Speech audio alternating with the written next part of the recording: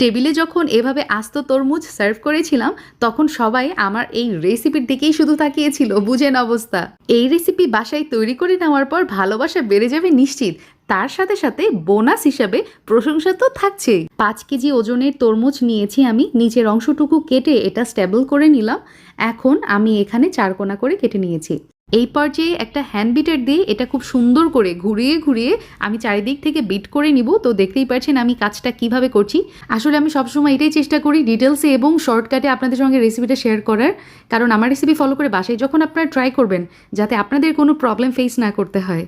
আমি তরমুজ বিট করছিলাম, অ্যাট দ্য সেম টাইম আমি তরমুজের মুখ কেটে কেটে বড় করছিলাম।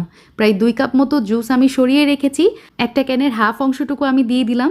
তার সাথে ব্যবহার করেছি প্রায় 1/4 কাপ মতো এখানে রুহ আফজা, এবং তার সাথে দিয়ে দিলাম কতগুলো আইস কিউব।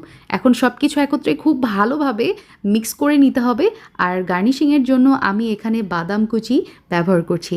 আলহামদুলিল্লাহ আমাদের প্রেম মহাব্বতের শরবত একদম রেডি।